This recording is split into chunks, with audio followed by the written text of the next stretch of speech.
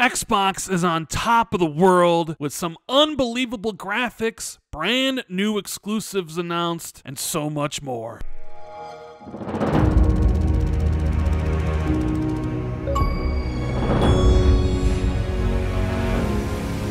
Yo, what is going on, everybody? It's Randall419, the man with the million, back again with another video. Hit the like button, please subscribe. Thank you guys so much for checking out today's video. Love you all. And what are we going to be talking about today? Well, we're going to be talking about how Xbox maybe had one of its best weeks ever. They're still riding high off of the excitement that the Xbox Showcase generated, but we had a whole bunch of other news dropped after the show, and we even had some skeptics out there. I know the talk right now is mainly focused around Starfield, just how incredible and too good to be true it looked, and especially the 30 frames discussion, which is something I'm not happy about, but I'm not going to play the game, so I'm going to have to play it at 30 frames per second. Hopefully it's going to be the game that we all think it is, but that's all for the Twitter discourse. Everybody's talking about how the characters look, or how the most powerful console in the world, Series X,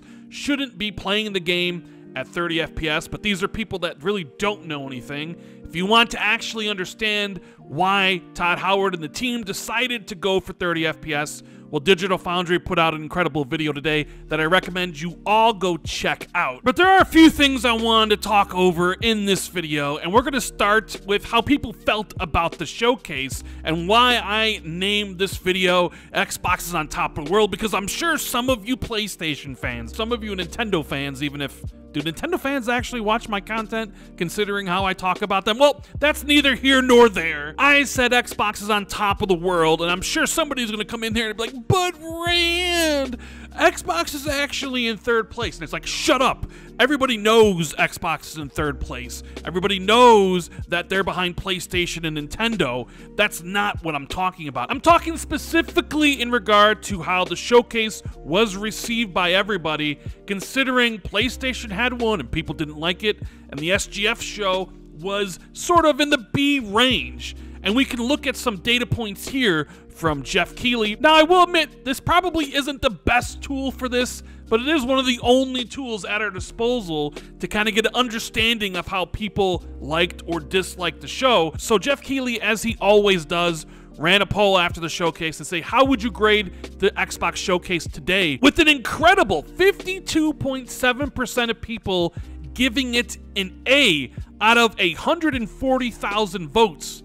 And then 29.2% of people gave it a B, which is what? Essentially 82% of the people really enjoyed the showcase, with 10% giving it a C and 7% giving it a D. By far, I think the common sentiment is that this is Xbox's best show, maybe in forever, at least in a long time, and better than any showcase that has come on in recent years. I mean, if you go look at Jeff Keeley's polls for all the showcase in the last few years, you won't find one that is basically as high of an A as it is here. So people love the showcase. People are energized about the future of Xbox after seeing games like South of Midnight and Starfield and Forza Motorsport and Avowed. But we have to talk about Fable, because that's the other part of all this right now, is how the talking point with that game is, oh, it wasn't gameplay. That's not how it's going to look. It might as well be CGI.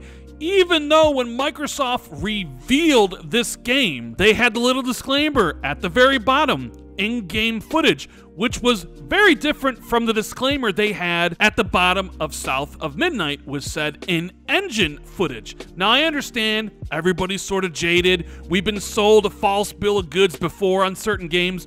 We all remember how Watch Dogs looked the first time Ubisoft showed it off in like 2012 or whatever it was. And then we know what it ended up looking like when we got our hands on it. We've seen games get downgraded, or we've seen publishers basically put out something that is too good to be true, that looks incredible. And then when you actually get the end product, it looks nothing like it did the first time you saw it.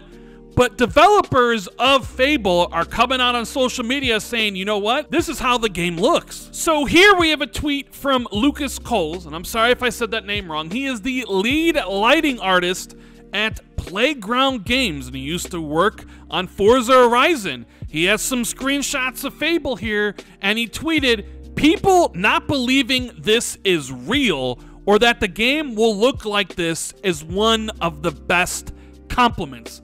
The game looks so good, it broke people's brains. Everybody was like, oh, that is CGI. The game's not going to look like that." And here's the lead lighting artist being like, "That is the best compliment you could pay us." Somebody then went and asked him on Twitter, "You guys nailed it. This seriously looks insane. Can you share any more details on what exactly in-game means here? Are we talking engine running real-time on hardware or pre-rendered in-engine scenes? Because this is a new milestone in visuals," to which Lucas says, "This is the game captured on an Xbox Series X." But we also have another developer at Playground Games, Chris Goodall, who is the principal animator for Fable, and he previously worked on Hellblade.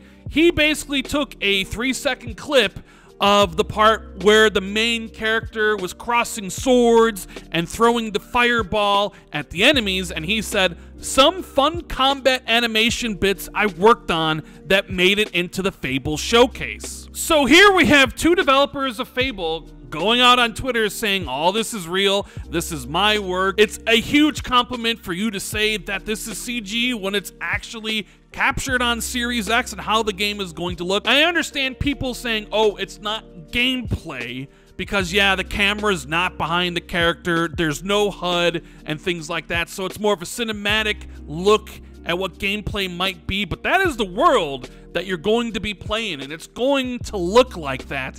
And people just can't believe it because there's this narrative that always threads through Xbox games, is that yeah, they may make some cool AA stuff, but they can't deliver on huge, graphical demanding AAA experiences.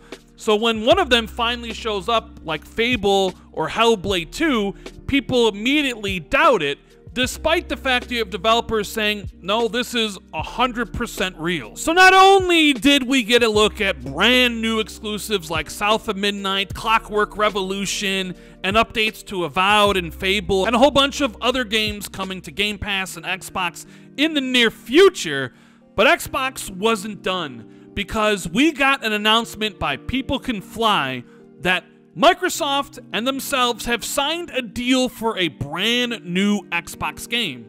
In a regulatory release, the Polish studio said, codename Project Maverick will be fully funded by IP owner Microsoft and will have a $30 to $50 million budget.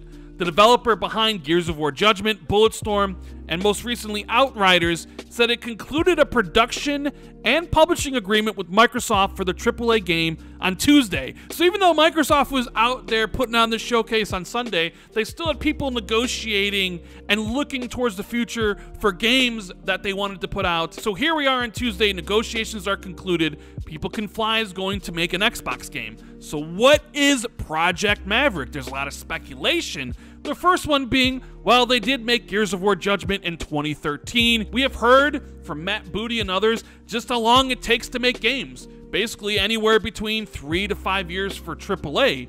We know that Coalition's working on Gears 6 and it's been quite some time.